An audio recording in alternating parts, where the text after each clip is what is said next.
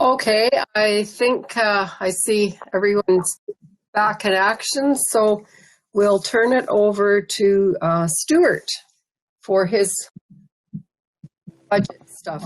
Hi, Stuart. Good afternoon, everybody. Thank you for inviting me in. I did a sit down with my 9 fire chiefs and had a conversation with them. Worked very, very hard with all 9, including those 3 municipalities that are just a little bit different. And I'm pleased to say that we were able to find a 5% reduction within all our fire budgets.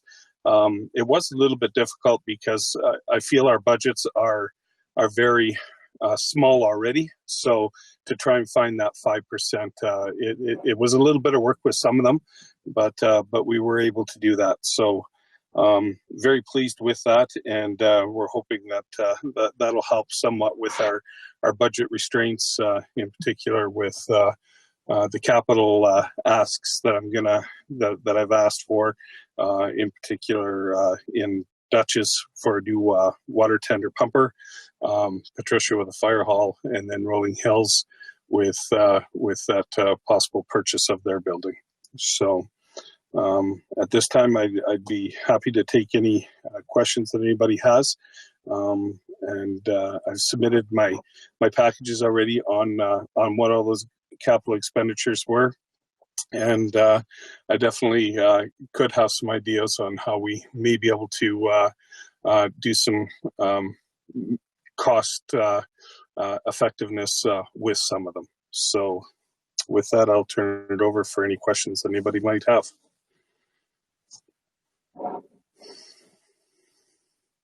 All right, Brian, lead us off. Kelly? Well, I'm trying to understand the logic between the Patricia fire hall expansion, and that's mostly not because it doesn't warrant the area, but just based on the number of volunteer firefighters you have in there, and there seems to be a bit of a challenge keeping that department staffed properly. Why would we support the addition of almost $1 million to our budget for construction of a fire hall, where I think staffing it is probably a bigger issue?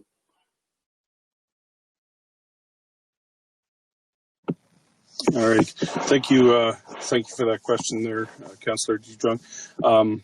Yeah, the numbers in Patricia are not huge by any means. I think the main reason for needing that fire hall in Patricia, and I do understand the staffing issue, but it's kind of a safety issue as well, of the way the equipment is stacked in there right now, and needing room to do that. My hope would be that by building it, hopefully the volunteers will come. The plans that I have there for that expansion and having a possible better training area for those firefighters to work in, hopefully that will attract some volunteers to come in. But there definitely, you are correct that there is some work that needs to be done there to try and to draw those firefighters in particular in that area. I don't know if that was a great answer or not.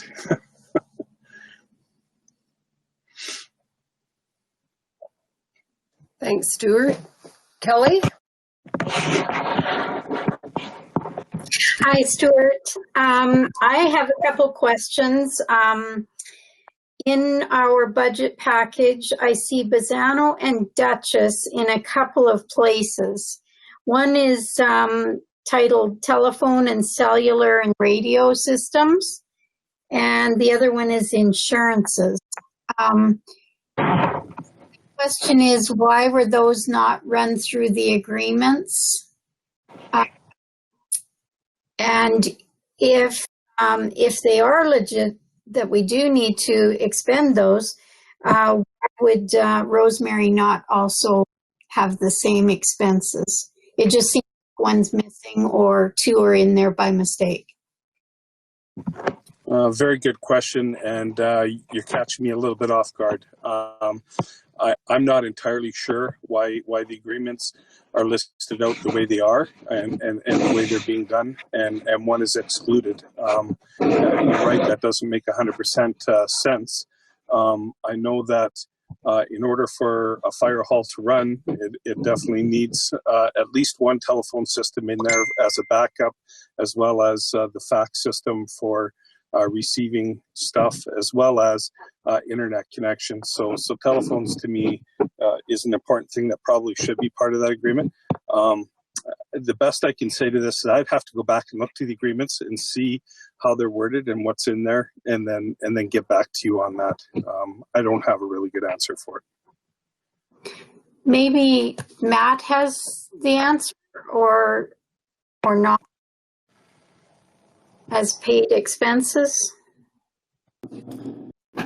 Yeah, I'd have to do the same as Stuart and kind of look into the details. I know on some of that stuff, there are expenses that might be paid and then we turn around and bill the departments back for it. But I'd need to look into the details on those ones. We can look at that and get back to you. We'll talk, because I have other questions, but we'll do that someday. You know that lunch date that we haven't had yet? You're buying? Yeah, right. That's right. Thanks. Okay, Wayne.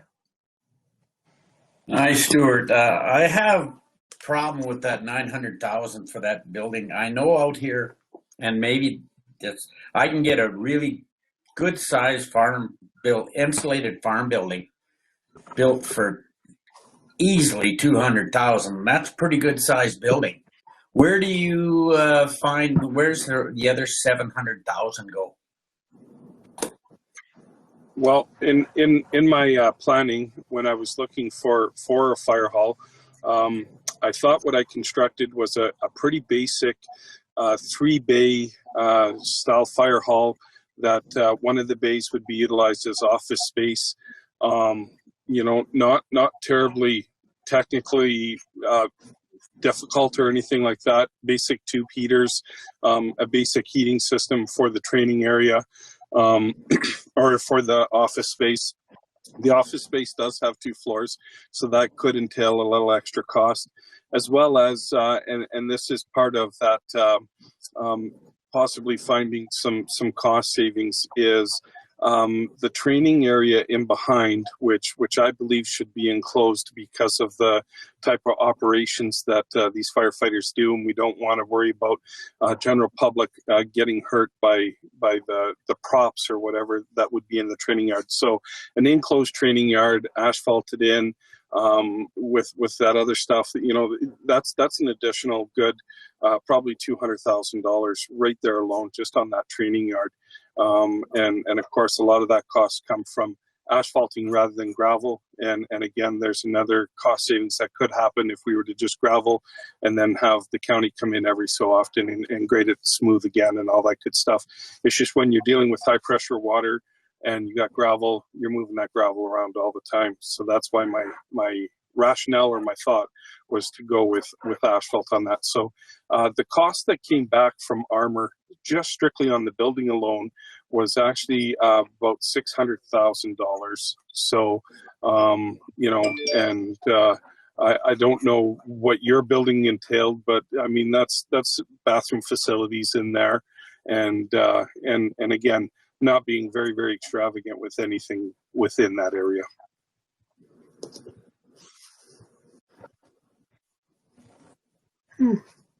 Well, I didn't quite hear you there, Wayne. Sorry. I still think it's extremely high. Clarence, Tracy, Ellen. How big a building is it, Stuart? For the building would be 60 feet by 50 feet deep. Actually, no, 70 feet by 50 feet deep is what it was. So 2 25-foot bays, and then an office area, and then the bays being 50 feet in depth. And of course, that would allow for some expansion of future equipment that could go into a fire hall, right? Having it that deep in the bay.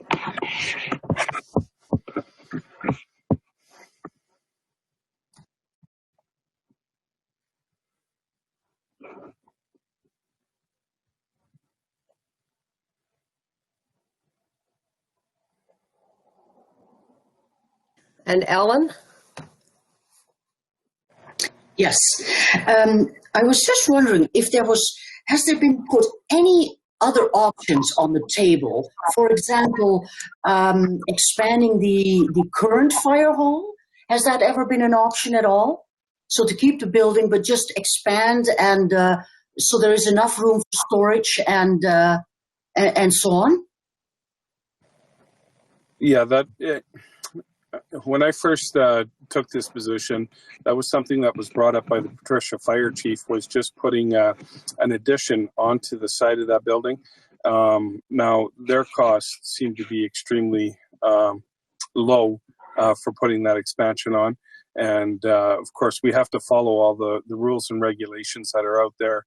And we can't just put, a basic lean-to on the side of a structure. We got to make sure it's done properly. And to me, I thought by the time you finished adding on to what's currently there, the cost to be so high, it's probably easier just to build a new building, was my thought on that.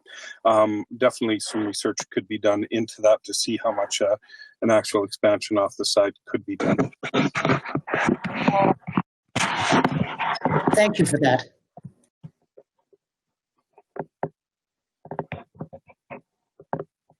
Tracy and Anne-Marie? Yeah, that was along the lines of my questioning too, was about a renovation of the existing fire hall. But I also wanted, Stuart, if you could share with us your ideas for cost savings that you had mentioned. Yeah, the cost savings I thought could possibly be doing what I've requested in phases. So we do the building first and then do the training area as a second phase, a couple years down the road type deal when funds would allow for that. So those were kind of the thinking that I was thinking of doing it in a phase section. Just get the building erected so that the firefighters have a building to store their equipment safely in, and then from there we work on upgrading it and making it with the training yard in behind the building. The whole object to having that training yard is kind of, I guess, to make a cookie cutter throughout the county of Newell. So where every fire department, when they're done, has an area where they can actually train and work on work on their 1001 skills that they have to do. Anne-Marie? Yeah, I'm still a bit on the fence on this one because it is quite a bit of money. Putting it off is not going to make it any cheaper. So some things that I thought about was also doing it in phases, just like you just brought up. Young volunteers that we have, like we don't have a lot, but we have some young guys. Like I think there's 4 that are early 20s, between 20 and 25.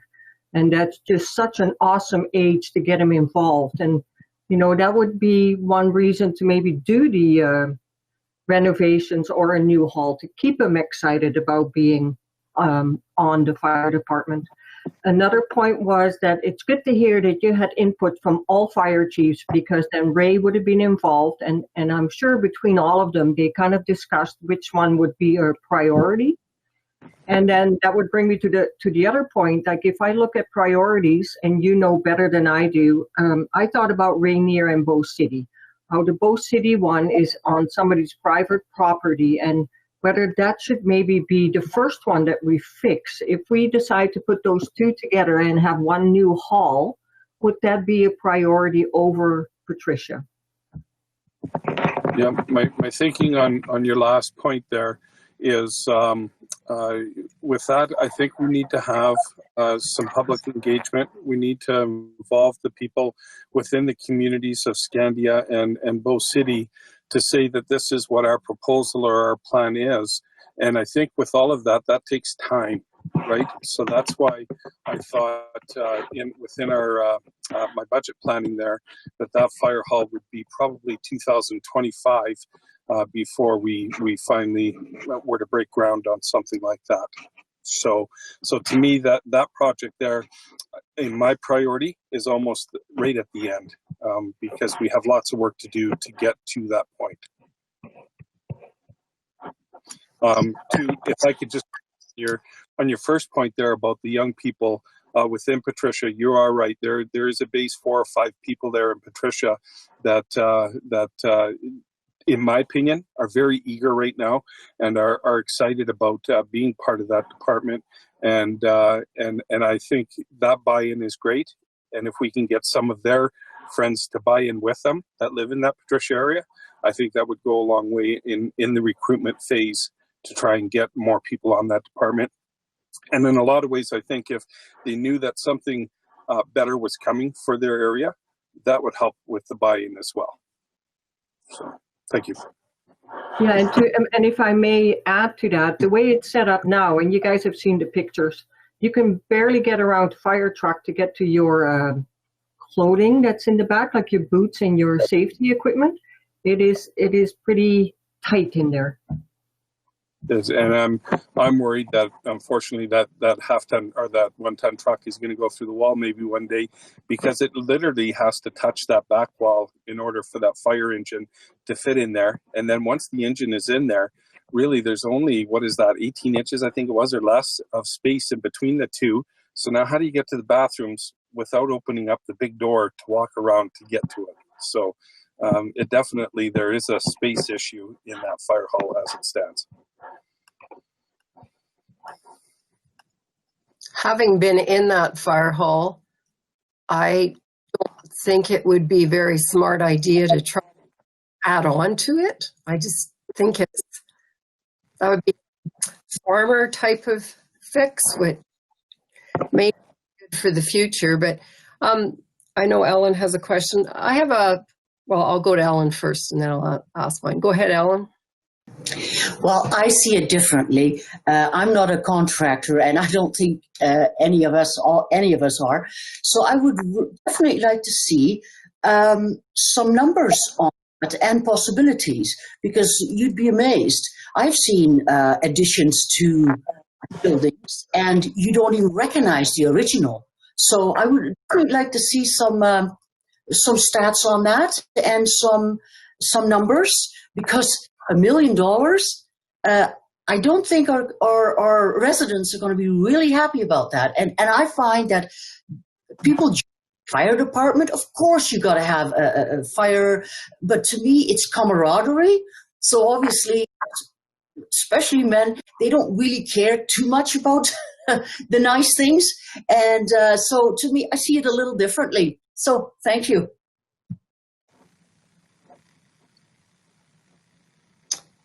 Yeah, and I'm not talking about nice things. I'm talking about regulations probably more than anything, building codes and stuff.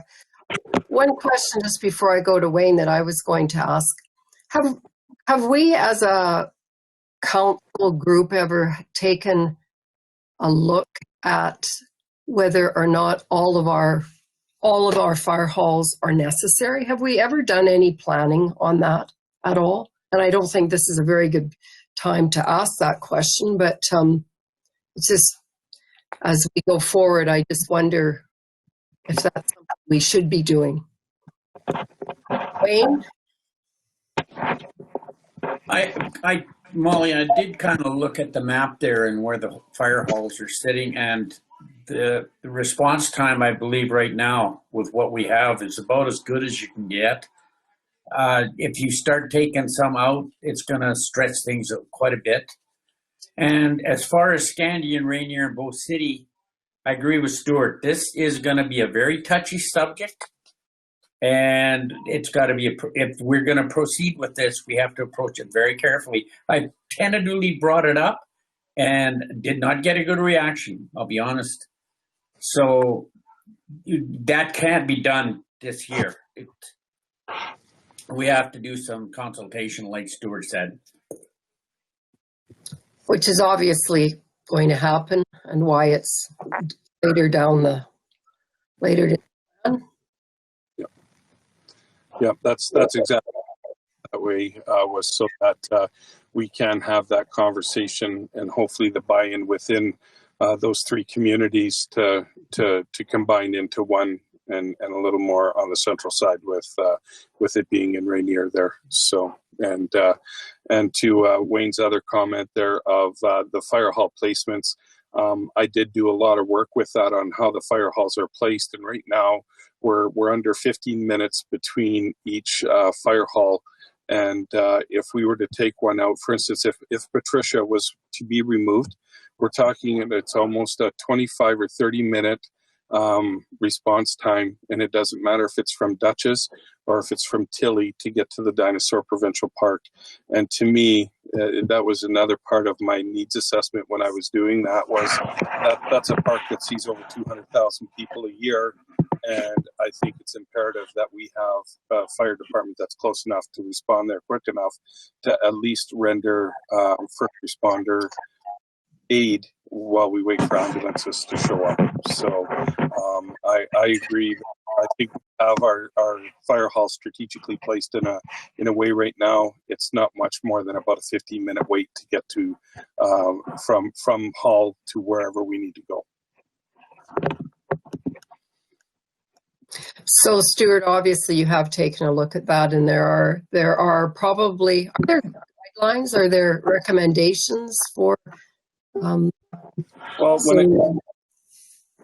when it comes down to the insurance end of things for the residents, there's definitely some drawbacks if it's more than 12 minutes, if they're more than 12 minutes away from a fire hall, their insurances can exponentially increase. So that's one thing that I've learned over this last year is if it's and that's why I was doing that study for the Rainier area, was if we move it out of Scandia, what happens to all those Scandia residents? And if it moves out of Bow City, what does that do for the Bow City residents? And unfortunately for those 10 or I think it's 10 houses along the river there, their insurances will be affected by moving to Rainier and taking it out of Bow City. With the rest of them, because it's a farmer's insurance, it's not affected quite as much, but there are definitely repercussions to the fire hall being farther away from it. So that's one thing that I learned through this whole process so far. And there are lots of us live farther than that from fire halls already. So it's, hardly an issue. Brian. Yeah, and you know, and I don't think it's untimely to have that discussion about the proximity that we are to the response at this time. It is budget time, and all of these things are affecting budget. But I guess the scenario that I was looking at, and it was based on the fears that were quite legitimate with our assessment model review, is facing that huge budget implications that we were prior to what the news that came out last week. And so the question you have to ask yourself is, in that scenario, what would we have done? Would we have maintained all the fire halls we would have? And in my conclusion, I don't think we would have. I can't see how we could have financially supported that. Now that said, I mean, that issue has been averted for now, but I don't think it takes away from the part of the discussion about the viability of all of our fire departments. And I like it, the fact that we can keep all of them open, but at the same time, does it make sense to not look at them collectively and say, where strategically do we need to put our money to support them, and where strategically do we have to think about where do we rationalize some of these costs, so that when we're faced with another scenario that we just averted as far as funding, what would be our decision?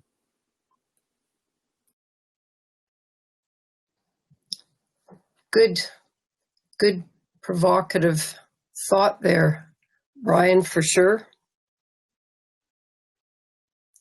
Anytime I go up Highway 56 past Dallam, for any of you who ever travel that way, there is a huge fire hall there, which I think probably was strategically placed to do just what you said. And yeah, I don't know what their situation is or how different they are than we are, but yeah, what do other people feel? Well, and if I may, you mentioned the 15 minutes, and I think that it's no different than your proximity to emergency health care or ambulance. I mean, it's talked about that with some people feel we should have the same level of service that somebody right outside a village or a hospital should have, and that's unrealistic. It's no different. We all know when we live, close to a river or farther away, we're not going to have that level of service, and we accept it. So is this any different? I mean, truly, the best thing you can see if you have a fire is a fire truck coming down the road. But the reality is when you live farther away from a built-up center, you are going to face those challenges. And most of us that and I shouldn't say us because I live fairly close to a department, but I think for the people that I know that do live out along the river, like yourself, Molly, and like some of the people in Patricia, they love living there. And that's one of the things they accept is that, I'm not going to have a fire truck roll up to my place if I have a property within 10, 15, 20, maybe even a half an hour or longer. And you know what, they're not going to change where they live. But the reality is that's what they're faced with, and they're prepared to accept it. And I think a lot of the fires that we face in our county are not structural fires. I mean, they are usually grass fires in the summer, I think. Stuart, is that fact or is that just my fact? No, I think that would be a fair assumption. But yeah, we tend to have more in the summertime in rural is baler fires, ones like that, rather than structure fires. Structure fires have truly been far and few between. So.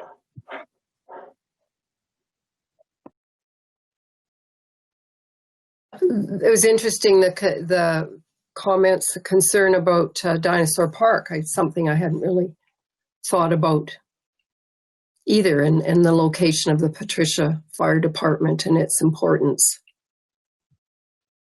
Anne-Marie?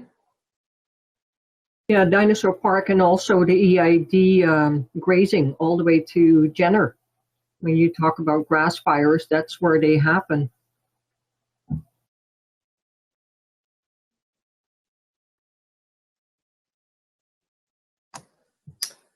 So, what do you think, councillors?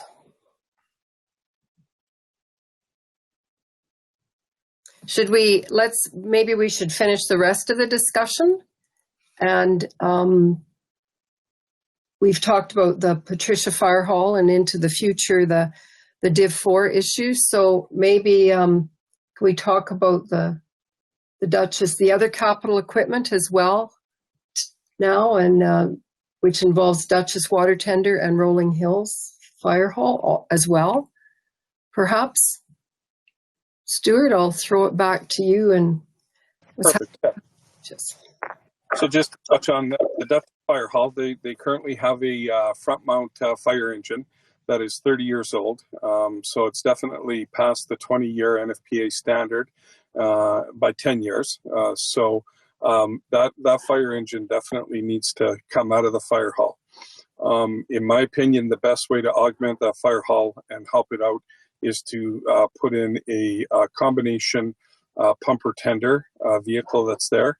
The pumper would work as a second line fire truck for the area of Duchess, and then the water tender would better serve for further rural firefighting, as well as assisting Rosemary up into Gem and over into Patricia.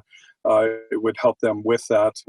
Putting that water tender in Duchess as well also helps with some insurance rates within Rosemary's boundary area there and places like that, just because it puts a bigger water source closer to them for assistance. So there's a lot of benefits to putting that in there. And and if you like, I can pause on that first, and then we can go to the Rolling Hills one. Sure. So that's part of the capital replacement plan, Stuart? Yes, that is. And it was part of an original capital replacement plan. And part of the agreement with Duchess is that we will retain that fire engine to allow for some cost recuperation. Now, with that fire engine, I did a little bit of checking to see what our cost value was going to be for that, and it's somewhere between $4,000 and possibly $10,000. I can pretty much say that I think it's going to be a little closer to the 4,000 range, just because the pump is old and tired, and even passing pump tests this year.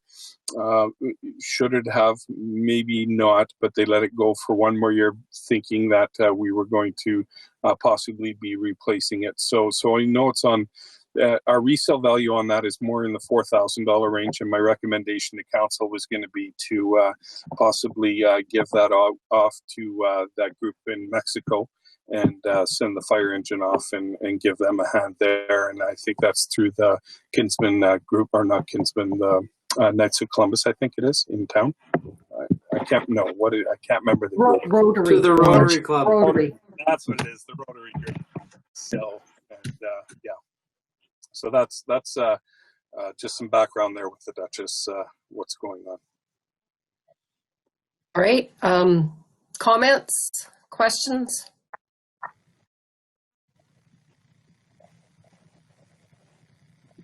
All right. Looks like no one's got anything on that one.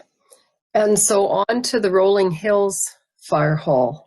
For sure. So my final one is the Rolling Hills Fire Hall, and even before myself, Keith had a thought and a plan that a brush buggy or rapid response vehicle would be best placed within that area, just because of the amount of the EID wildland that's up in that area. And in order to make that happen, we would have to acquire the third bay in Rolling Hills, and this is a structure that is currently being owned by EID. So I did approach EID and asked them what our chances were of acquiring that bay, and the talks first started off with just us getting the bay and for a rental fee, and then there was from council some direction to see if they would be actually willing to sell us the structure itself. So I did approach EID on that subject, and EID did come back and say that they would be willing to sell us the structure, and I think they've really come up with an excellent price on it right now. So to attain that structure and a parcel of land that would go with it, we're looking at about $70,000 for that purchase. Part of the agreement that would come into play with that is the current driveway that's there that services the fire department. They would like that to be a shared driveway for EID and the fire department. Currently, where the old garage is on the residential property, that garage would be torn down because part of the property line kind of goes through that garage just slightly, and they're going to build a new structure on their own property there, or where the residence is, and that's where the request comes to share that same driveway for both the fire department and the EID. So with that, there's kind of, I guess, three different things here, and this was another one where I thought we could possibly do it within phases, and one is the purchase of the facility so we could attain that third bay.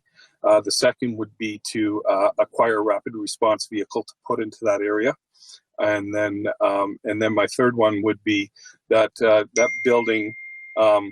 Not that it would have to be done right away, but it would be nice if we could renovate it because it's so chopped up right now.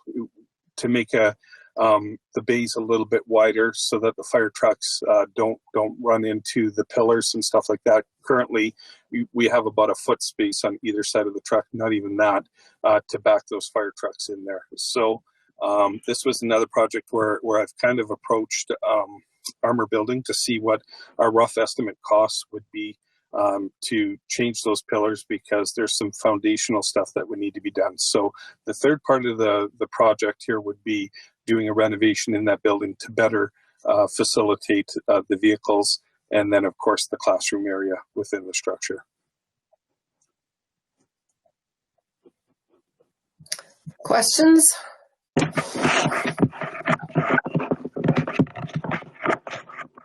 Clarence?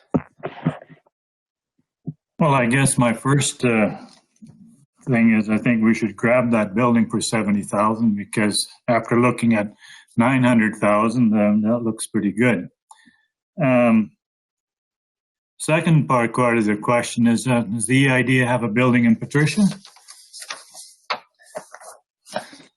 I wish they did, but I don't think they do that I'm aware of. But I think you're right. I think we should try and get that. Rapid response vehicle, I think, is for next year, if I'm reading my notes right here. And as far as renovating, I don't see it anywhere, but certainly we can look at it. And right now, I think we'll just have to suffer a little bit longer backing those things in between a pillar. When I go into my garage, I have to pull in my mirrors too, so I don't have much more than a foot either. I think we all have those types of things, so I don't think that's an insurmountable or something that has to be done right away. But as far as buying that building, I think that's a fantastic price. Perfect. Yeah, if I could just comment a little bit on that, Clarence. Yeah, my plan or my hope was that we would purchase the building right away. Hopefully we'd put the new rapid response vehicle in there in 2021. And then if we were going to do a renovation, it would be in 2022 after consultation with the fire chief and what he sees, as well as, doing as much cost savings as we possibly can to get our price down past that renovation budget that I have in there currently of, I think it's $125,000 or $150,000.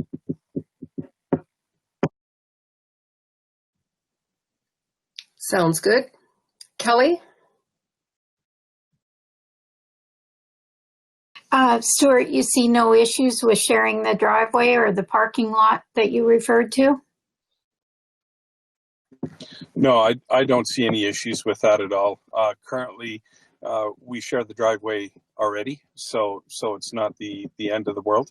The parcel of land, and maybe I should have had that as part of the package, but the parcel of land goes a couple meters past the existing building going to the south, and then it goes right to the fence line on the north. And then east-west, it goes obviously from the street side, and I can't remember how much farther back, but it actually is a fairly decent big parcel of land that has room for kind of my plans of having a training area for the guys, right? There's a great big grass section on the other side of that driveway that would serve that purpose perfectly in the future. Okay, thanks. Any other questions? Looks like a pretty good building, actually. Okay, anything else for Stuart?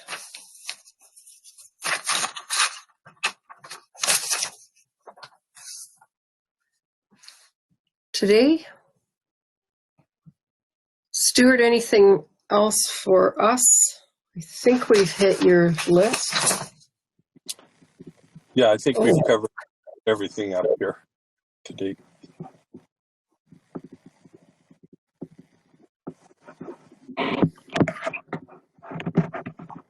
Yeah, no, Clarence. First question. So the 990 in Patricia. Can I go back to that, Molly? Absolutely. The 990 that we have for Patricia, does that include the practice area, the pavement, or whatever you're going to put in for the folks? Or? Yeah, absolutely it does. When I gave you that budget price, it was for the full amount of everything, and as I said, to make it more cost efficient as we go along here, we definitely could break that back area out, or that practice area out, which would give us savings of, I think it's somewhere close to $250,000, somewhere in that range by the time it's all done. It certainly makes it a lot more. But I also heard you just say that fellows, the fire people could practice on grass as Rolling Hill supposedly can do. I wouldn't think that planting some grass in Patricia would hurt either. We're $250,000 less in costs forever. Is there some reason why it can't be done or not? Well, truthfully, if that area that is grassed right now would become a practice area, I would not be in favor of leaving it grass. I think that would create a mucky mess. When we put our heavy equipment on there, it'll sink away in it and stuff like that. So to me, in looking at what EID was willing to sell us, I was just giving you a general overview of what that area is. And I would like to make that practice area, if we did, that would be a budgetary item down the line in the future. So, and I would want to make sure, at the end of the day, I want to make sure we do it right. So one, we're not bugging the county annual graders all the time. And two, the longevity of it, right? We want it to last for the next 20 years, hopefully, or 30 years. And then we're good to go. Okay, I accept that, Stuart. No problem. I couldn't help but not catch on to what you were saying before, and I thought, hey, well, heck. But I agree. I mean, it's pretty flat, and you throw a bunch of water on it, and it'll be a mess for the rest of the year. So.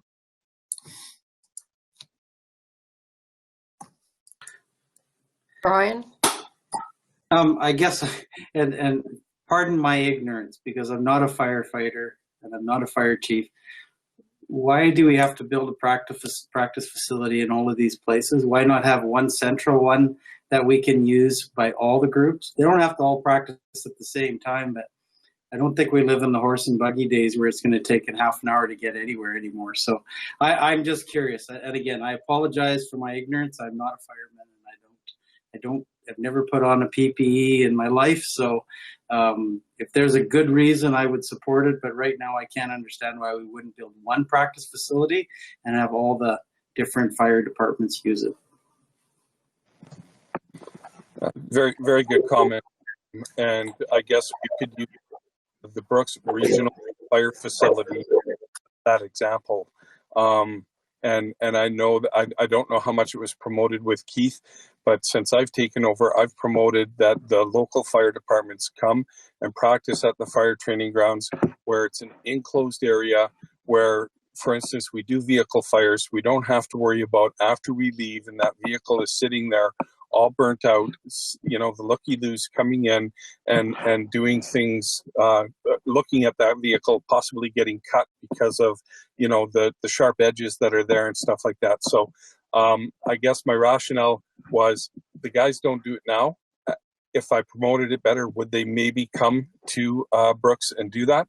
I don't have a good answer for that. I know that for Jem, for instance, to come all the way to Brooks, we're talking 35 minutes on a 2-hour fire practice. So 35 minutes in, 35 minutes out, it really only gives them a little bit of time to do a fire practice. So I think Rolling Hills would be in the same boat too. If they were to come from Rolling Hills into Brooks, I think it would work okay for our, you know, Patricia, Dutchess, Tilly, to come to the regional facility, because they're fairly close, 15, 20 minutes away. But when you're getting over a half an hour just in travel time, it's taking up the majority of your fire practice, just getting there and getting set up to do a quick exercise and then get back.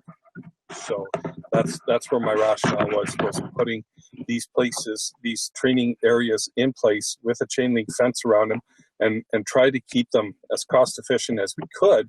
But at the same time, it allows them to do the practice right on site rather than always driving to Brooks to do that.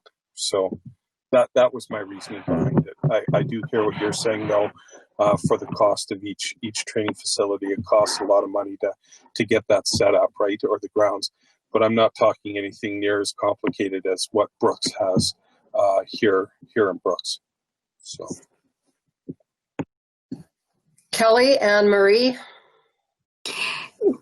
Stuart, do we have one within the county presently? I don't know of one.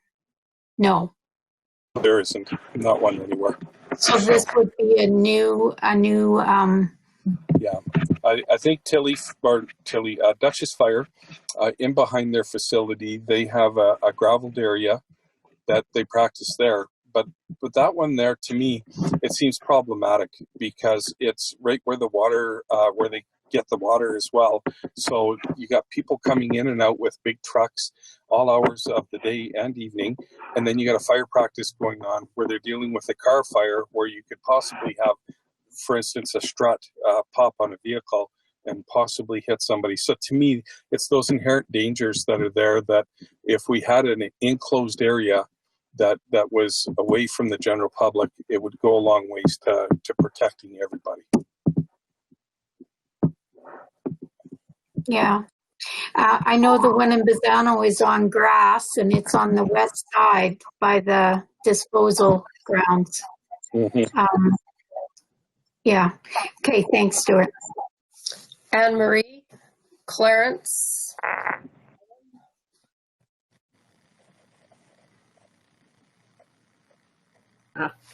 So again, this could be a question for the fire chiefs, what they think about the training and going into Brooks. And I've been to a training here in Patricia, and it's interesting how they pull the truck out, they do their checks, and they do whatever exercise they feel they need to do that day, and they have the meeting right away too. And they can plan it around when people come back from work or on a Saturday afternoon. They're not relying on anybody else to set that time frame for them. So I think that would be a good question for the fire chiefs to see what they think about that. Yeah, very good. Definitely. Totally agree. Clarence? Well, that was my line of thought too. You start telling firemen that it's going to cost us $250,000 or something of that nature to do a practice, and they see that there's one in Tilly or there's one in Brooks. Heck, we drive to Brooks for coffee. I think anybody can drive there. We're just used to that. People who live out in Gem and Rolling Hills and Scandia, we're used to traveling half an hour before we're anywhere. Sometimes we're not, we still have to go some more. So it's just part of where we live. And we're not going to have those types of facilities in every fire hall. With what's coming down the pipe, we just can't afford that. Certainly not the way things are looking today. So certainly when we get further discussions on this, I have no problem with the fire hall in Patricia, but I don't think it has to cost us $990. And if we can save some money and push some things off that we can perhaps do in another place, or perhaps we don't totally need in every hall, we can live with those types of conditions, I think. So I think we should build a proper hall. We should have it to specs, something people can be proud of. But I think Wayne started it off. We can build quite a bit around here, and yes, we have to do something to specs. But I think of those of you who have seen my shop. It's a pretty nice building, and it was only $250,000. Now it's not that big, but I don't think prices have gone that much up in 7 years. So anyway, that's what I'm kind of looking at, and I think I can see how you've got there now, because there's lots of other things besides the building that are going into that. And yes, we definitely have to do it to spec. But let's look at how we can make something that's very usable, very good for our fellows and gals that volunteer for the fire department, that they can be proud of.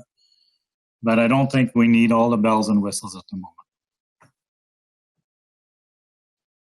No, and I agree, Clarence. I've always felt that our volunteers deserve good equipment, good safety stuff, and they are frugal people because they're paying for it. I mean, the bottom line is it's their taxes that are partly covering this stuff. So I think it would be a great discussion for the fire chiefs. And I'm pretty sure that they don't all expect to have everything all at once, or maybe never if it can be shared too. So the fire training building in Brooks, I think, has been well used by our groups. And yeah, I echo your thoughts. There was somebody else had their hand up. Lionel?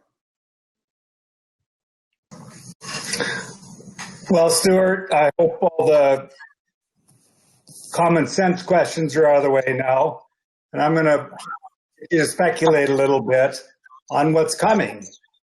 Because we haven't seen a lot of technological changes in firefighting in quite some time. We have new technologies today, autonomous vehicles, drones, many other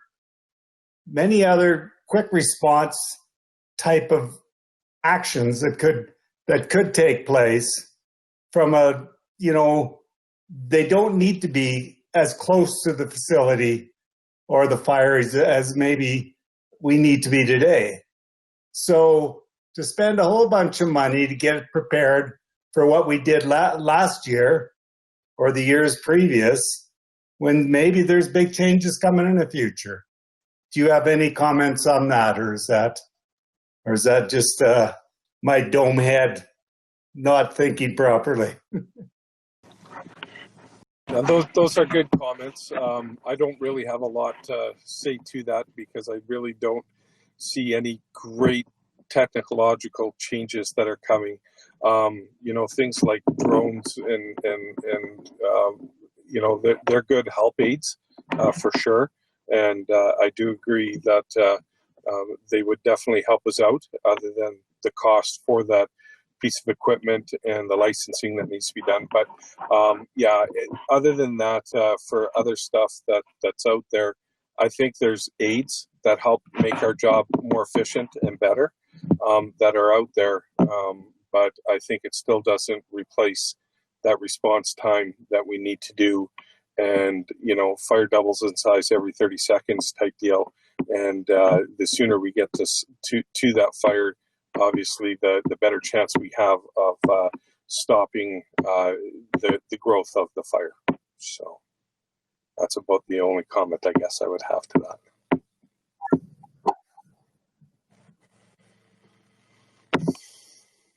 So in summary, I think I've heard that the fire hall buildings themselves are supported, but we're not at this point in time rushing to proceed with the practice areas or the training areas until maybe Stuart has a visit with the fire chiefs, and they're all pretty practical folks. Maybe they'll come up with some different ideas. Does that sound fair, Council? Stuart, okay with you? That is okay with me. And one thing that I try to pride myself on quite a bit is trying to find the best price that would cost. I think I've quite a bit of money, the county quite a bit of money this year with our capital replacement of our rescue trucks and things like that, right down to our latest one here for our fire engine. I'm having to redo that and resend it out because it just came way too far over budget. So I'm working at trying to get that retendered out, hopefully before the end of the year here, to get it done.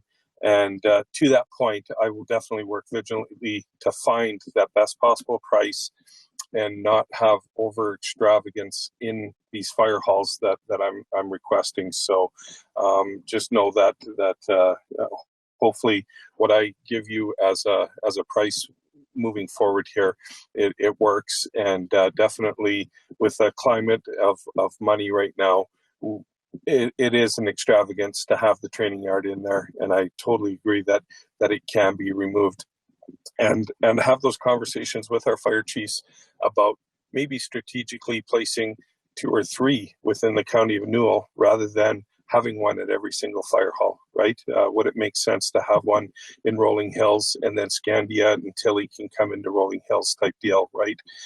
Having a better one in Dutchess where Patricia and Jem and Rosemary can come to it. So to me, I can see that makes more sense and more economical sense to do something like that than plunking one into each fire hall. So thank you for those comments, and I will work towards making that better.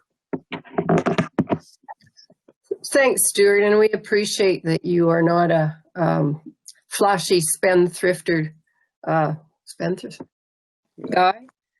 because these are interesting times, and maybe they'll get better, maybe they won't. You know, maybe this is a new reality, and a further down the road, even a harsher reality when it comes to finances. So we have to be cautious.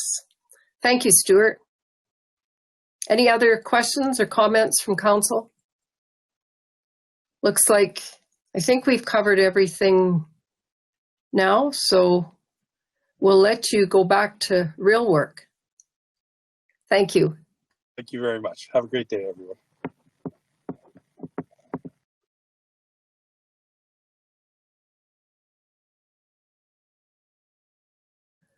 All right. Just got to find my agenda here.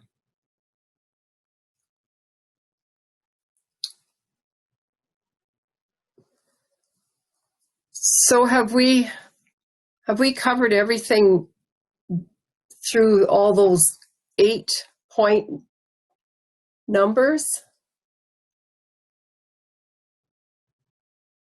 Down to general government?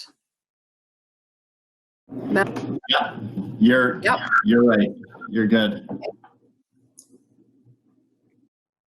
All right. Your take?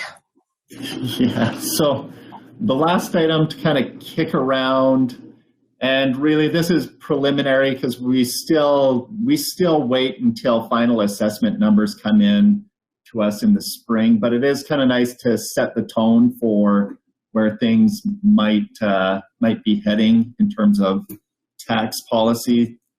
On that second draft, you know, I had proposed you continue with that 0.75 mil increase on the farmland year over year, similar to what we've done in previous years until you get to the non-res rate.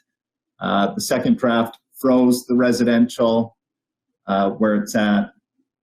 And then on the non-res, I had modeled a 2.5% increase. But if you recall, at the end of 2025, we are only at about 72% of the provincial non-res average. So kind of the take-home message I wanted to come out there was that 2.5% might not be sufficient year over year.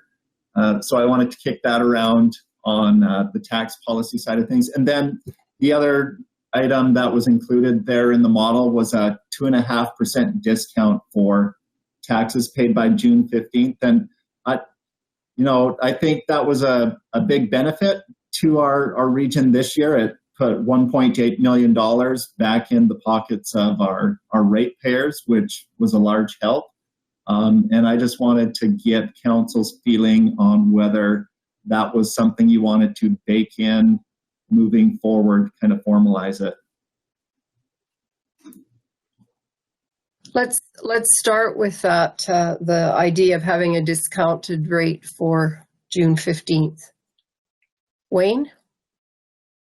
I just, on that reduced rate, how does that affect us overall? Can we handle it pretty easily? Are you referring to the reduced rate for small business? The small business, you would be giving up just over $100,000 per year. So I know that would make a difference to our small business folks. For us, it's not a huge hit. Mind you, when I see $100,000 these days, when you're looking at the province potentially pulling the rug out, that's something I keep an eye on. But I think really, we need to focus this next couple of years on trying to be aggressive on attracting business development and supporting who's already here, kind of a thing, right? One of the ways out of this, that projected decline, is to increase the assessed values that are around. So creating a climate that is pro-business, I think I'm behind. So if you can do something on the small business and it attracts something or keeps doors open, I think that's a positive. And like Kevin said at the opener, there's a big difference between, somebody booting around in a half-ton truck on our roads and heavy industry hauling oil around, beating things up. So I think you can make an argument that small business rate should be lower.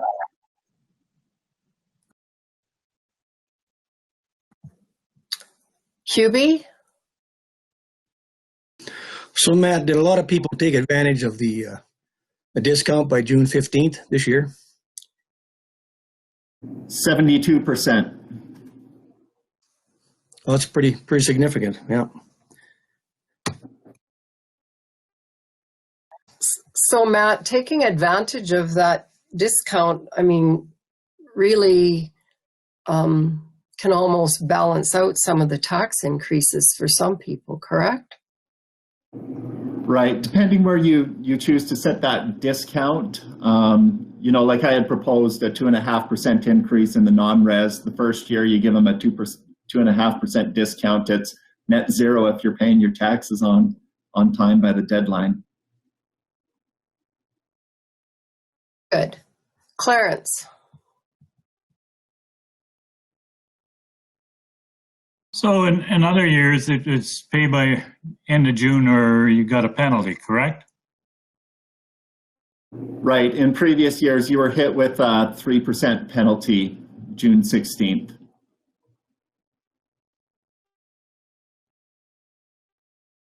And Matt, Right. What was our usual payout?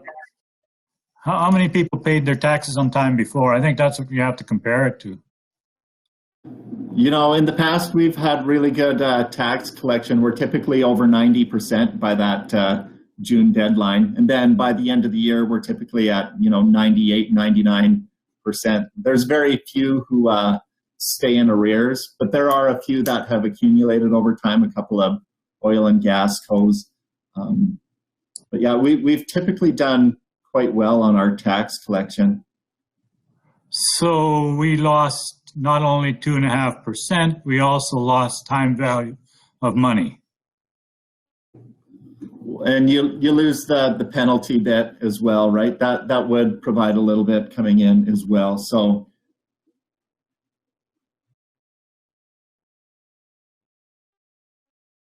stick or carrot, right? Penalty or discount. I kind of like the idea of hanging on to the discount just to see what that does, given the climate right now, and looking at inching that non-res rate up. It kind of gives a pass for next year. We're still probably going to be in the doldrums.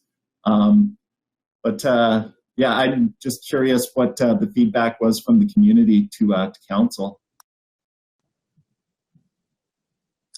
I think it was good. I think people I know thought it was great, and you're right.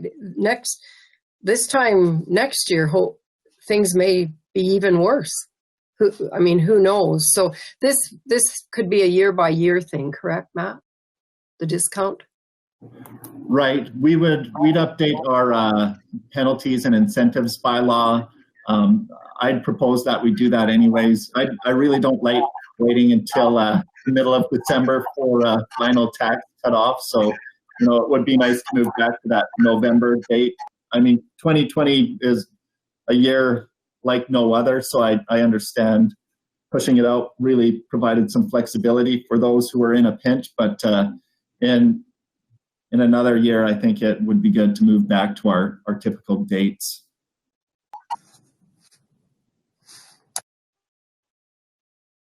Tracy? So Matt, just to clarify, so if we are looking at the tax incentive, so the 2% discount if you pay your taxes on time, but then do we still charge the penalties if you don't? That's where just I'm at, because I think I'm struggling with that part. We didn't this year. The first penalty comes on in December 15th. So you'll get hit with a 5% penalty in December. June, it was typically a 3% penalty. This year we flipped it and gave the 8% discount if you paid your taxes on time. But you didn't get a discount for paying early, and then if you didn't, we didn't penalize you on June 16th like we have typically done in prior years. You just did not get the discount,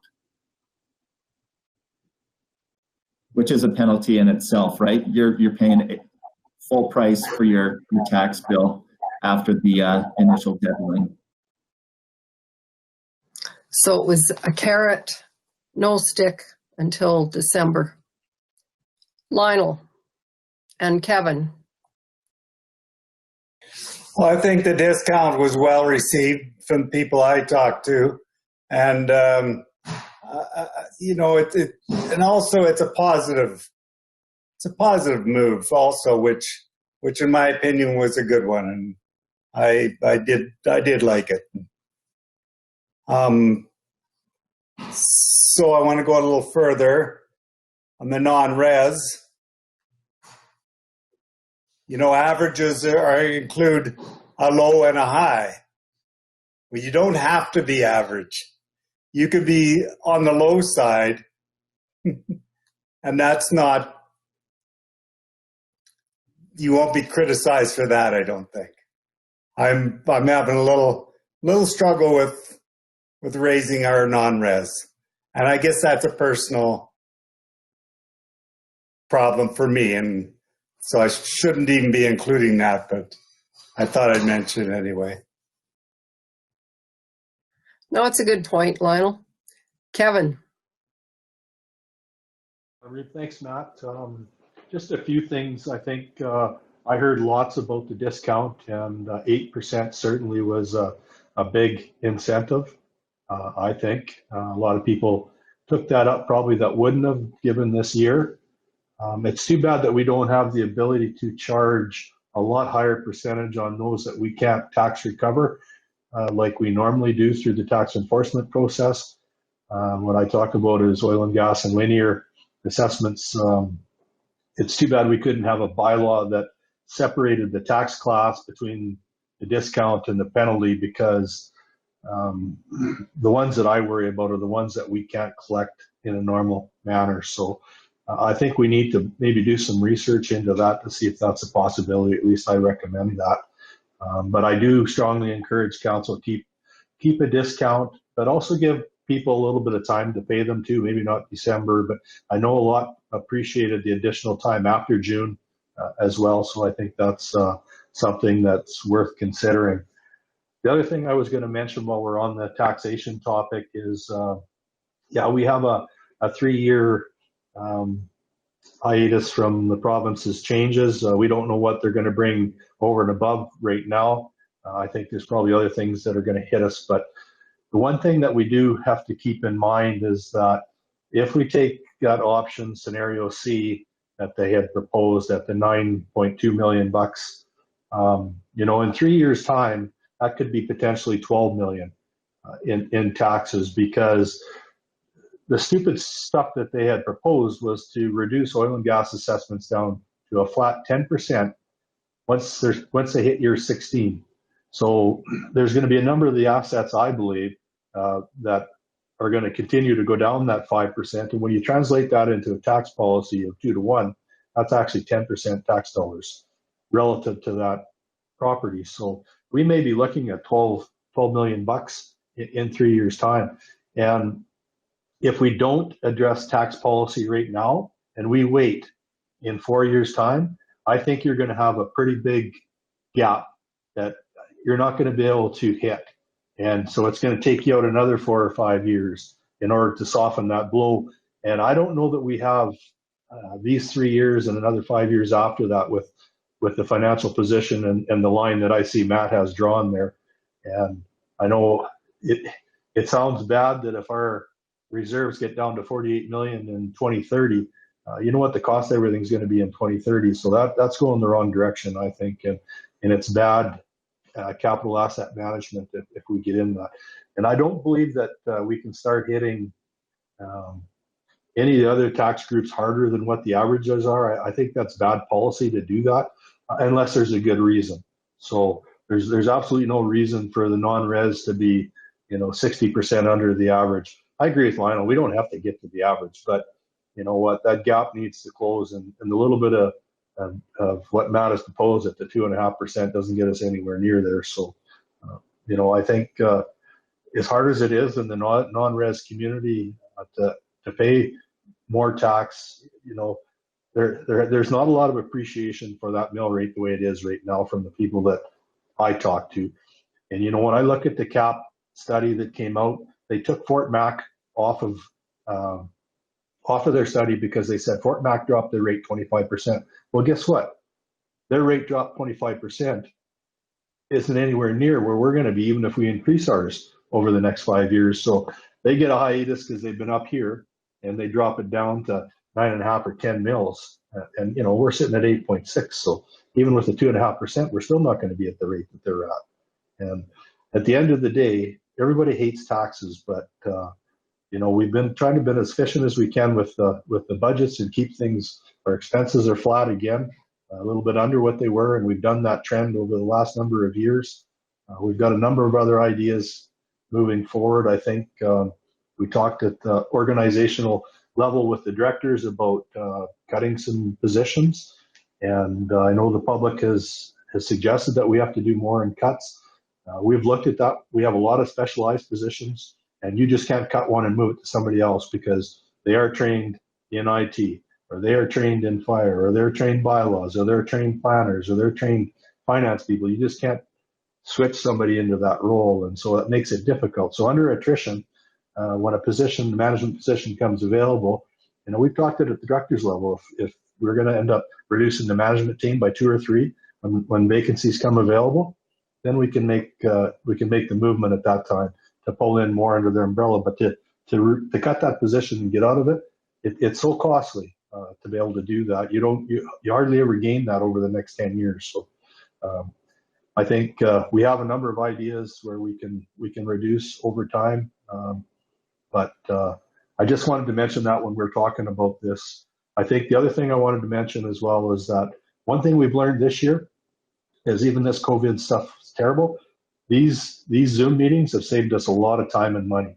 And, in the organization, we had about 30% of our time on the road, especially for me, dealing with meetings and other governments and CIOs and council and communities and groups. That is cut down because the meetings here are very, very efficient. You don't lose a lot of time. You just have the meeting. And so I think we should build, we want the personal stuff again, I think, but this is really efficient for doing a lot of business. And I think we should keep that in mind for the future.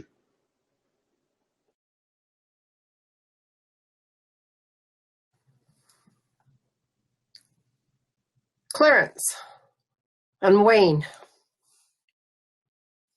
I think I take what you're saying, Kevin, about these meetings. We have an advantage that we won't have if we just start with them. We were a group that already knew each other. We know each other well. And we can get away with this. But I'm starting to feel we're missing something. And I can't put my finger on what it is, but if we put 10 new people on a screen that don't know each other, I think we'll find out what it is. And it's that interrelationship that we have already established. So I think we have to be careful when we do that. There's a certain thing certain camaraderie, understanding, whatever you want to call it, that comes when you meet face to face. And I think when you start doing it from day one with new people, you're going to find you're missing something. So just a word of caution.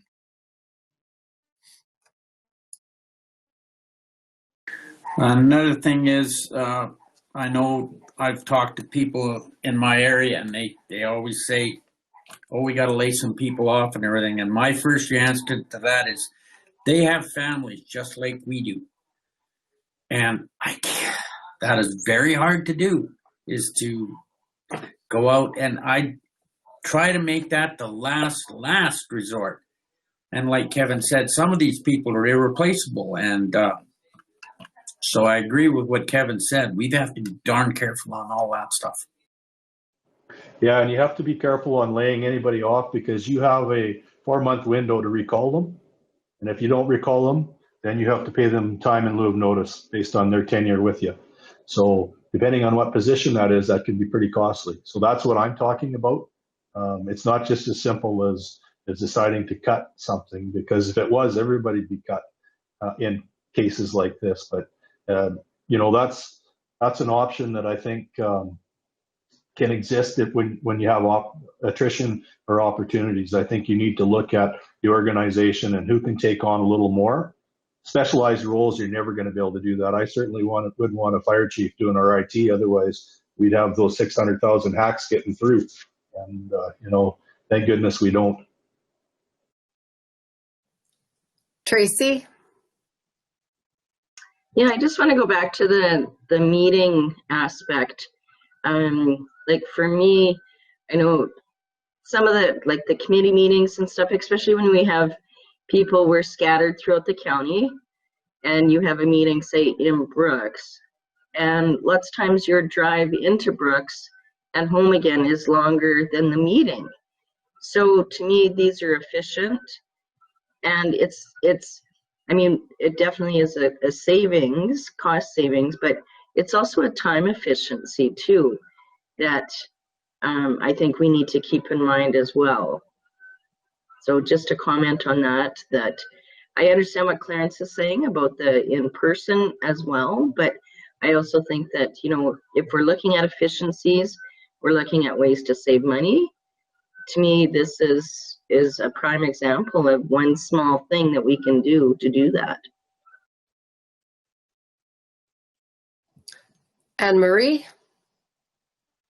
Good points, but it doesn't have to be one or the other. I think if you have a new group of 7 in October, you could meet face to face. You can make sure that people get to know each other, and then the short meetings you do by Zoom. Maybe you get to a system where you have one in person and one by Zoom. It doesn't have to be one or the other.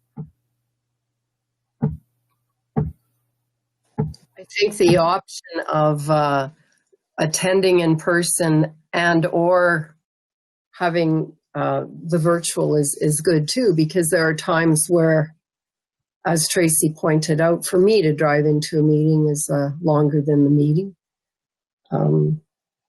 Yeah, the options are great to be able to think that we can do this, or we can get together in public, or in person, I should say, in the future. I definitely am missing the in-person. There's something about that for sure. This works. Totally support what Clarence said, though. We all know each other. We've been together for, some of us, for longer than I can imagine. Right, Anne-Marie? So this has worked, but it would be a lot different if it was 10 new faces that we were looking at. So have to take it day by day, and the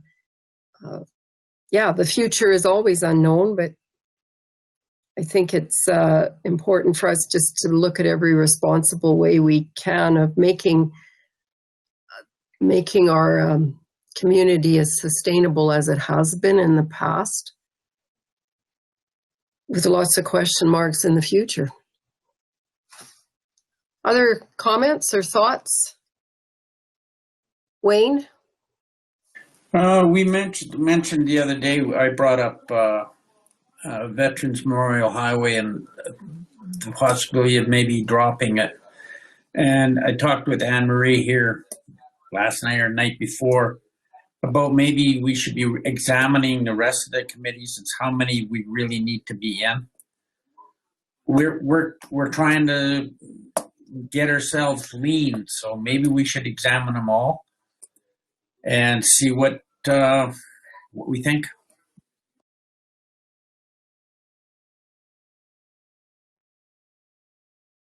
You thinking of doing that for this budget, Wayne? Well, I think it's a big. I would prefer not to do it today because I'm getting really getting tired. But I think in the next, say, month or two, we should really examine it and decide what we think should go forward. Maybe we should have this done before the next council gets in place. At least examine it so we know where we're coming from. No, it's fair. And I mean, we do have time. A budget, if we're reducing it, never is a problem. It's when we're enlarging it as far as agreeing to increases. So yeah, something maybe we all should be taking a look at our responsibilities on our organizational chart, and some of it, you know, might be an interesting topic for joint services, Tracy and Lionel as well, to look at some of the local things. Some of them are more independent decisions, I suppose, like the economic development committees and the Veterans Memorial Highway involve other stakeholders, and so it'll be interesting to think. Like Wayne, you mentioned Veterans Memorial Highway for a number of meetings. You've talked about it. What are other people on that association thinking? Well, I really don't know. I'd have to talk to them, but the meetings, the ones we do have, are getting smaller all the time. I'm finding it, there's not a lot of interest anymore. I'm starting to get that feeling. And it just might be the leadership that we have that's not calling anything, not looking at any future stuff. It's just, I'm getting frustrated because nothing happens. Yeah, and I mean, because a committee runs out of steam isn't a bad thing. The whole Veterans Memorial Association, when I was on it, was because Highway 36 was such a busy, dangerous highway at times. And so the whole purpose of it was to lobby the province and to educate the people, the communities along the way. Because, for example, Fort McMurray wasn't part of it when I was involved, and we tried to get them to realize that all of this stuff that was in their community came up a highway that we were working on with safety concerns, a lot of it with pullouts, but that highway isn't that busy anymore. It's still busy. Can still and get a lot of those issues that you're talking about were addressed. Like, there are a lot more turnouts along the highway now. The province realizes that this is an important highway. I don't know, maybe we should keep pushing at it, but maybe that should be left up to the individual municipalities along the highway. Because right now, the biggest project that Veterans has is a brochure to advertise tourism along, and there's other organizations to do that. Yeah. Anne-Marie?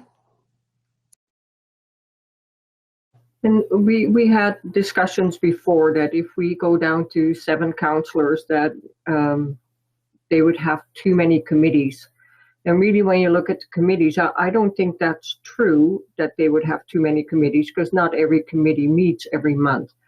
But I'm on Canadian Badlands, and so we have 2 tourism committees. I guess it would be not a lot of money that's involved, but it would be a good discussion to say, do we as councillors have to do it? Or is it an industry-driven project? Like, maybe the Canadian Badlands have been reporting now for more than a year that we're working on redefining and refocusing. Well, maybe you reach a point where you say, okay, enough is enough. And there's not a lot of money involved, but sometimes you just have to, you know, cut your losses and let it go. NRTA to me is also a group that needs to be industry driven, and they have a paid staff member. They have Crime Stoppers and Rural Crime Watch has a paid member, the Safe Communities, Kendra. There is, well, economic development we have with the city, there is a paid staff member. So, you know, just committees to kind of rethink, do we need to have councillors on there if there is a paid staff member that could report back to both communities? Yeah, and those committees haven't really been looked at much in now into my 17th year. We just sort of put people on them and away we go. So I think it would be a valuable exercise. Tracy. Yeah, I totally agree with that, with Anne-Marie's comments. And I think it's, you know, I've sat on some of those committees and resigned off of them because I didn't feel that they were committees that, you know, needed councillor presence. So that's the other thing, is just, you know, taking a look at our levels of councillor involvement and staff levels. So yeah, Anne-Marie pretty much said everything that I wanted to, but yeah, it definitely is something to look at. I think we could probably change quite a bit up and further cut our expenses. So should we agree that, say, our first meeting in January, that we have that on our agenda? By then we'll sort of have an idea of how our suggested redrawing of the divisions, the boundaries, and the 10 to 7 councillors, all of that will sort of be, the input will be done, and we'll have seen what's gone on from that, and maybe make that an agenda item, and so people can think about it, and even talk about it on some of the committees you're on, to, you know, ask questions of other municipalities. And again, with this virtual world, maybe there's more of that can be carried on into the future too. Brian. Well, I think that's an excellent suggestion, Molly, and the others that have brought it forward. I can think of 2 right off the bat on that I serve on. Newell 911. We haven't missed a beat. We haven't met. You know, other than the, and a lot of that is, I have to give the credit to great staff. You know, they do their job well, and you know, when you just need to meet for some budget stuff, you know, I miss the face-to-face stuff too. But the reality is with Newell 911 especially, we have not. Nothing's been left behind. Currently, we're going out to tender. I sent out a request that was put together by the city and by Kevin and Stuart Lucchese today, and you know, I've received already 3 out of 4 responses back. So there's an example where something like that, whether it's done as an extension of joint services, or maybe you keep the committee as it is. But there's such an opportunity to do a reduced role for us all when it's when you've been thrust into a position where we haven't met since March and we haven't missed a beat. It causes you to ask, you know, what was the reason we were meeting before? Was it just to get together and share a sandwich every once in a while, or was it to actually gather some information that we were missing some others? And my answer is clearly, you know, in my situation, that we haven't had to meet and we haven't missed anything. So I can't say the same for everything, but you know, I think there's an opportunity there to look inwardly and say, well, where did we really missed? Is there an opportunity? Look at these committees in January, like you suggested, and let's come up with some suggestions that can make us more lean. We've expected our own staff to become lean, and they've done that. Why shouldn't we? Good. Well, we'll get it onto an agenda. You know, and some of the committees are committees that are in place in case there's an issue, which is great. Doesn't mean that you have to meet all the time. Hubie.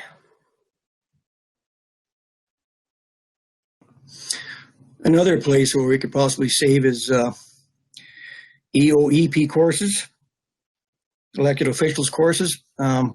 Kelly just recently took one, and I wonder if she could comment on how, if it was effective in comparison to, say, in a live classroom.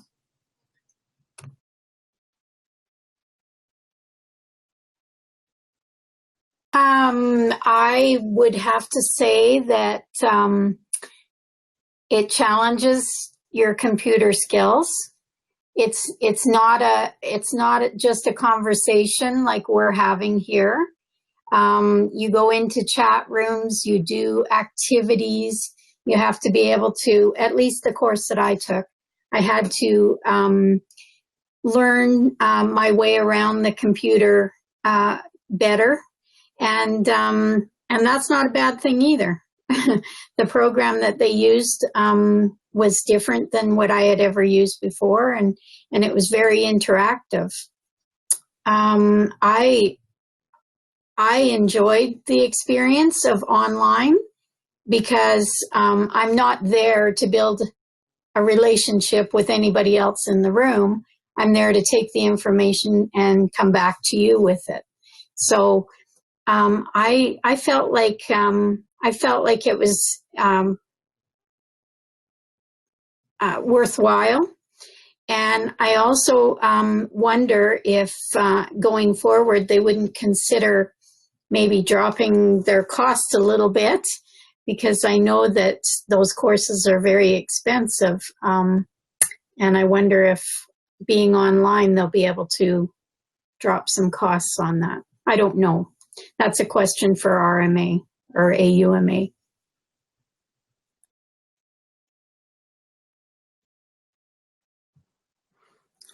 Well, let's go forward thinking about what we can do to, as you said, trim down anything that still works well and saves money. So, Council, do you feel comfortable with the suggestions, the tax rate suggestions that have been brought forward today from our staff, with a 0.75% increase on farmland, freeze the residential, non-res, the 2.5%, which Kevin says in 5 years still wouldn't be sufficient to get us where we need to be. And then the small business, that was to freeze that one, wasn't it? Or to reduce it, Kevin? I can't remember now. Yeah, what I had suggested is that we go to the 25%. I think we're, what are we, 10 now, Matt? 10%? Yeah, 10 now. Okay. So to give them a bigger break. Clarence? Well, I'm not too sure that's going to be a real big deal. Our non-res tax rate it's pretty competitive. I wouldn't mind seeing a few scenarios. Maybe it's better to do exactly what the province did. Give them a holiday for 2 years or 3 years or something. And then charge the full rate. I just have a heck of a difficult time thinking that what non-res is paying in our county is going to be a determining factor. It shouldn't be. Anyway, just my thoughts on it. I'm not going to lose any sleep over it, but I don't think it's going to be a big incentive. I think we've got bigger problems in our area.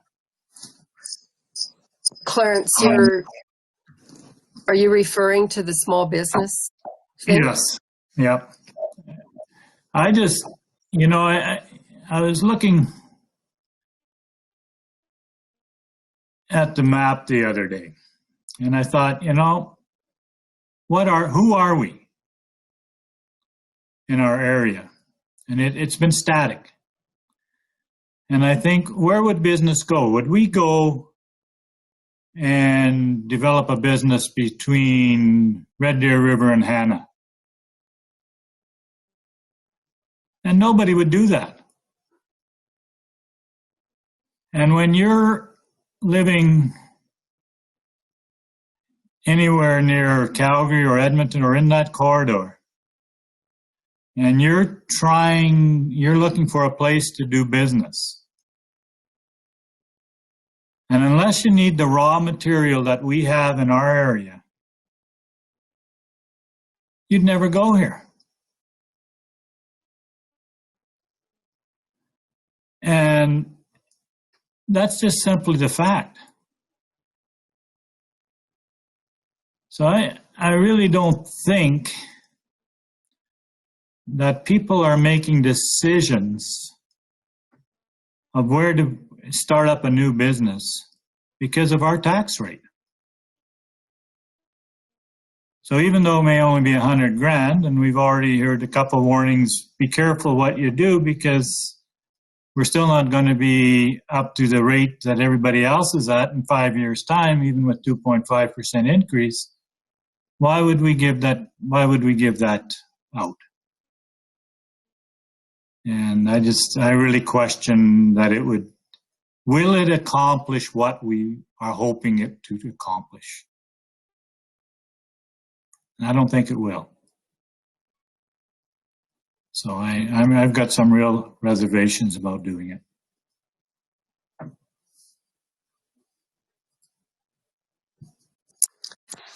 I'm not sure it will accomplish much. I just think it's a consideration of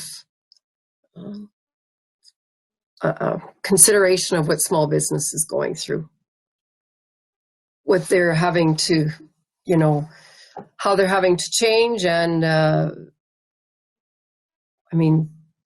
some of them are struggling, and some of it's about COVID.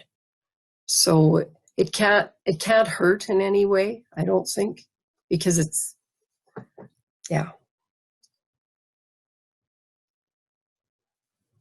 sort of a symbolic gesture of understanding where they're at.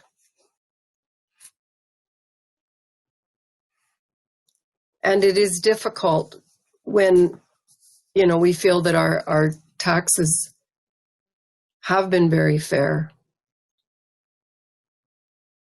And it's hard to get people to understand that. Wayne?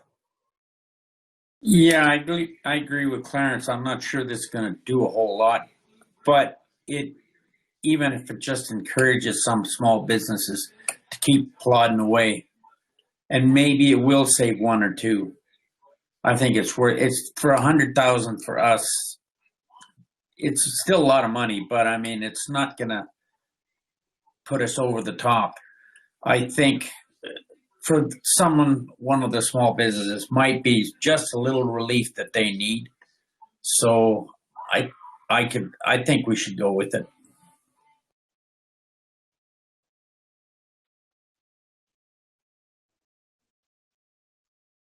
Tracy? Could we just clarify for me, please, our definition of what a small business is? I know we've gone over this, but so what are we looking at when we say a small business? So currently we're aligned with the max in the MGA, which says 50 employees across Canada. So if you're a business and you have less than 50 employees across Canada, you can qualify for our small business rate.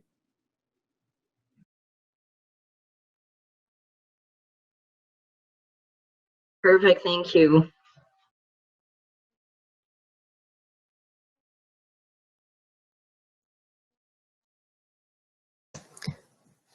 Tracy?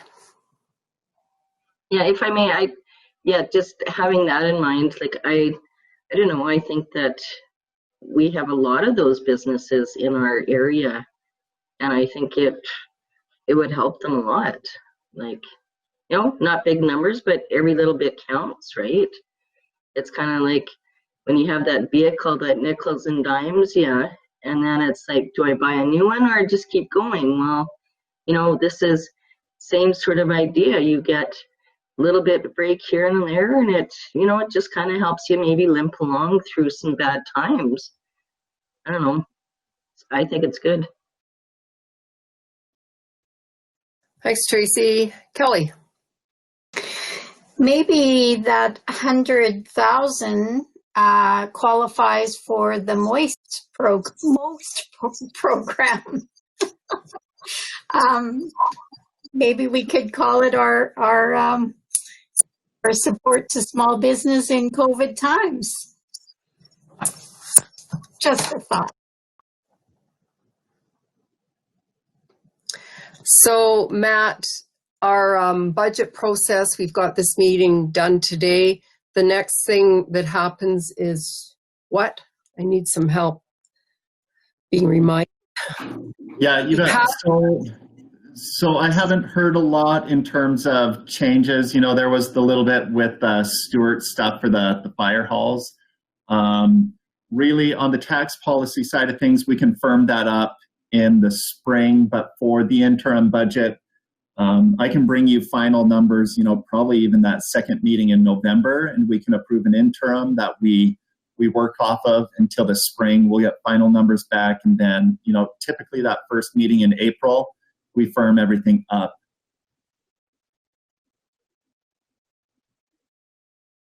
Interim is in November. We pass an interim budget. Typically, we do it the first meeting in December, but the way things are going, I think we could have a package together for that second meeting in November. And so we can see how we're feeling at that point in time, and then there's still the option with the real one. So I think we've kicked around quite a bit today. Any final gems of information people want to leave behind? Thank you, staff, for your diligence and your patience with us and all the work you do to make this a pretty cool process, actually, compared to what I used to recall. So much appreciated. And if there's nothing else today, I will adjourn the meeting at 2:34. Do you want to take it back to 2:30? 2:30? 8:30 to 2:30?